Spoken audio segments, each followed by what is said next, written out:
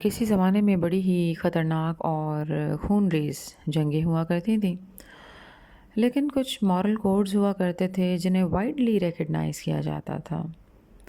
ان میں سے ایک وار ٹائم ایتھکس یہ بھی تھی کہ جنگ جو لڑیں گے، یعنی جنگ واریئرز کے درمیان لڑی جائے گی اور ویمن، چلڈرن اور سینئر سٹیزنز کو ٹارگٹ نہیں کیا جائے گا۔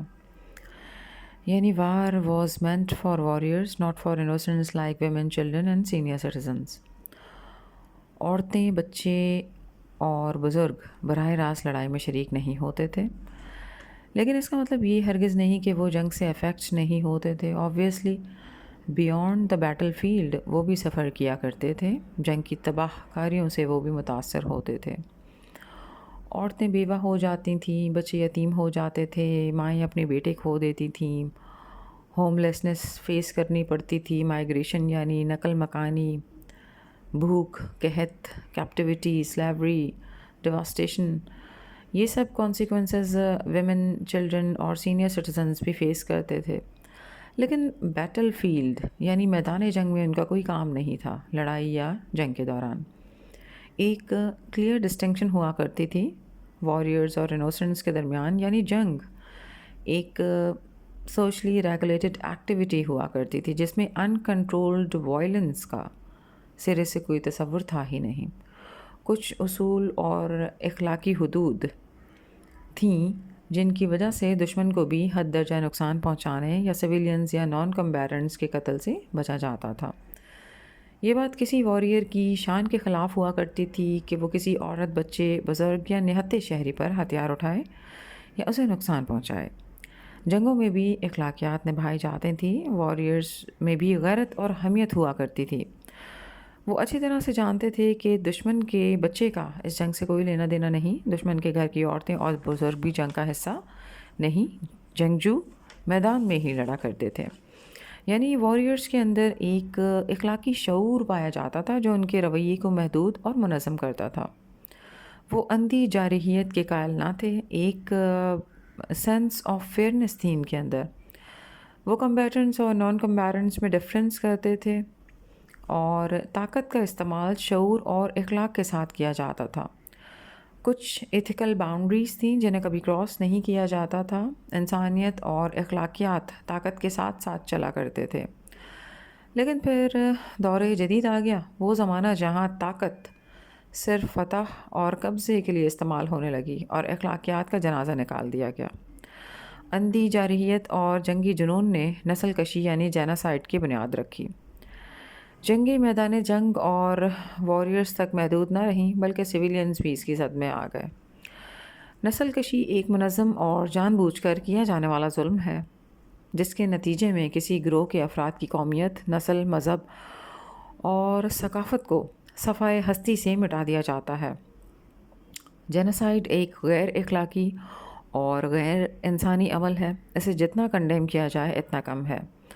بچوں، عورتوں، بزرگوں اور نہتے سویلینز کو نشانہ بنانا اخلاقی حدود کی سب سے بڑی وائلیشن ہے۔ نسل کشی کا ایک پہلو یہ بھی ہے کہ اس میں نہ صرف مختلف طریقوں سے افراد کو مارا جاتا ہے بلکہ لائف سسٹیننگ سسٹم یعنی زندگی کو چلانے والے نظام کو مفلوج یعنی پیرالائز کر دیا جاتا ہے ڈیلیبریٹلی، تاکہ زندہ رہنا ممکن ہی نہ رہے، سروائیول امپاسبل ہو جائے۔ نظام کو مفلوج کرنے سے وہ بھی ہنگامی اور جنگی حالات میں انڈائریکٹ کلنگ ہی بڑھیں گی۔ ایسے میں اموات صرف ایئر اسٹرائکس، بامبنگ اور تشدد سے نہیں بلکہ بیماری، علاج کی عدم دستیابی، بھوک، قحط اور حفاظت کی کمی سے بڑھ جاتی ہیں۔ علاج، معالجے، پانی، خوراک اور بنیادی ضروریات زندگی کی کمی ڈائریکٹ وائلنس سے بھی زیادہ خطرناک ہے۔ جب آگ اور خون کی ہولی کھیلی جا رہی ہو اور جل جانے والے اور زخمی ہو جانے والے افراد بنیادی ضروریات سے محروم ہوں، بنیادی ضروریات کا فقدان ہو، تو اذیت ناک اموات کا نہ ختم ہونے والا سلسلہ شروع ہو جاتا ہے اور زندہ رہنا محال ہو جاتا ہے۔ ایسے حالات میں مر جانے والا زندہ رہ جانے والوں سے زیادہ فارچونیٹ یعنی خوش نصیب ہوتا ہے۔ ایسے حالات انسان کو وہاں لا کھڑا کرتے ہیں جہاں زندگی ایک بہت بڑا امتحان بن جاتی ہے۔ زندہ بچ جانے والا ہر دن مرتا ہے۔ یاد رکھیں، اس سانحات میں زندہ رہ جانا ہمیشہ نعمت نہیں ہوتا۔ ہم سمجھتے ہیں کہ حملے کے بعد بچ جانے والا بڑا ہی خوش نصیب ہوتا ہے کہ سروائیو کر گیا۔ جلے ہوئے یا زخموں سے چوٹ جسم کے ساتھ فیملی کے مر جانے کا دکھ، بھوک اور پیاس، آس پاس سسکیاں ہی سسکیاں، آہیں اور آنسو، غم میں ڈوبے لوگ، غیر یقینی مستقبل، مسلسل خوف، کچھ بھی تو نارمل نہیں ہے۔ نہ کھانا، نہ پانی، نہ امن، نہ شانتی، چاروں طرف ظلم، درد، سسکیاں اور آہیں ہوں تو وہاں کون جینا چاہتا ہے؟ زخمیوں کی آہیں، ماؤں کی اجڑی گودیں، بے کفن لاشیں، ہر شخص کی آنکھوں کی ویرانی، موت کا رقص، بھوک سے سسکتے بچے، معاشرہ اور زندگی ٹوٹ پھوٹ کا شکار، ان سب کو اگنور کر کے کون زندہ بچ جانے پر خوش ہوتا ہے یا اسے سیلیبریٹ کرتا ہے؟ جو بچ جائے وہ دن میں ہزار بار مرتا ہے، اور سائیکولوجیکل امپیکٹ کی تو کہانی ہی الگ ہے۔ بدترین ذہنی قید سے گزرتا ہے بندہ، ایک کلیکٹیو ٹراما فیس کرتے ہیں سب سٹیزنز وار زون میں، ایک ناقابل بیان اذیت جس کا ہم تصور بھی نہیں کر سکتے۔ اب وار زون میں بچ جانے والے افراد ایک ایسے وقت میں جیتے ہیں جہاں ماضی ایک ناقابل برداشت بوجھ، حال غیر یقینی اور مستقبل خوفناک ہوتا ہے۔ ایسے میں زندہ رہنا ایک نعمت نہیں بلکہ ایک مسلسل امتحان بن جاتا ہے۔ ہائپر ویجیلنس پھر جینے نہیں دیتی۔ اب بات یہ ہے کہ جنگ زدہ علاقوں میں رہنے والوں کی تو ڈائریکٹ آزمائش چل رہی ہے، لیکن یہ جو سائلنٹ ایکسپیکٹیٹرز ہیں نا، اصل آزمائش ان کی ہے، اصل امتحان ان کی غیرت کا ہو رہا ہے۔ دوسرے کی موت، دوسرے کا درد ہمارے لیے دوسرے درجے کی خبر ہے، یہ ہمارا ہیڈک نہیں، یہ ہمارا درد سر نہیں۔ نہ اجتماعی ضمیر ہلتا ہے، نہ عالمی نظام رکتا ہے۔ ظلم ہماری نظر میں نارملائز ہو چکا، دوسرے کا دکھ تماشا لگتا ہے اور اپنا دکھ قیامت۔ اصل ٹریجڈی یہ نہیں ہے کہ ظلم جاری رہے گا اور تماشائی بدلتے رہیں گے، اصل سانحہ یہ ہے کہ تماشا جاری رہے گا اور تماشا سب کا لگنا ہے۔ چیمپئنز آف ہیومینٹی کی تماش بینی عروج پر ہے، اور اس تماش بینی کی بہت بھاری قیمت چکانی پڑے گی سب کو۔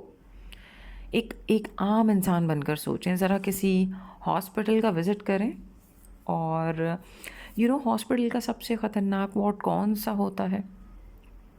گیس کیجئے، برنز وارڈ۔ آپ ابھی وارڈ کے کوریڈور میں ہی قدم رکھیں گے تو آپ کو کراہنے کی آوازیں سنائی دینے لگیں گے۔ اگر کمرے میں قدم رکھ دیا تو جلے ہوئے چمڑے کی بو کی زد میں آ جائیں گے آپ۔ اب اسی برنز وارڈ کی آپ ہر طرح سے سپلائی چین کاٹ دیں، نہ پانی، نہ بجلی، نہ گیس، نہ خوراک، نہ ادویات، نہ ڈاکٹر، نہ بیڈ، اور جن افراد کا برائے نام علاج چل رہا ہے وہ ننگی زمین پر پڑے ہیں، جہاں بستر نامی چیز بہت بڑی لگژری ہو اور کسی کو میسر ہی نہ ہو۔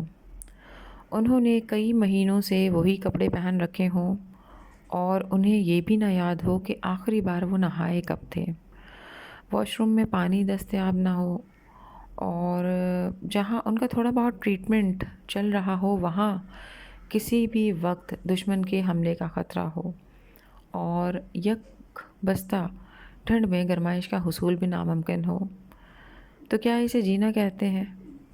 ہر پل اذیت۔ زندگی سب کی ایک جیسی نہیں ہوتی، life is not always fair, لیکن ناانصافی کو قدرت کا قانون کہہ کر ایکسیپٹ نہ کیجیے۔ یہ ناانصافی قسمت یا قوانین قدرت نہیں بلکہ طاقت کے نظام کی پیداوار ہے۔ یاد رکھیں، یہ جو دنیا تماش بینی کر رہی ہے نا، ایک دن اس کے کانسیکوینسز بھگتنے پڑیں گے۔ طاقت رکھتے ہوئے خاموش رہنا اور انٹروین نہ کرنا غیر جانبداری نہیں بلکہ شراکت ہے، اور ایسی شراکت کی لیٹر آن لازماً قیمت چکانی پڑتی ہے۔ سائلنٹ ایکسپیکٹیٹر صرف آبزرور نہیں ہوتا، he actually contributes by doing nothing and staying silent. طاقت کے کھیل میں ہر خاموش تماشائی بلا شعور کھیل کا حصہ بن جاتا ہے۔ یاد رکھیں، جب ظلم کو نظر انداز کیا جائے تو وہ آگ کی طرح پھیلتا ہے، اور سب کو اپنی لپیٹ میں لے لیتا ہے۔ وائس لیس کے لیے بولنا ہر شخص کا فرض ہے۔ خیال کیجیے۔ بہت شکریہ۔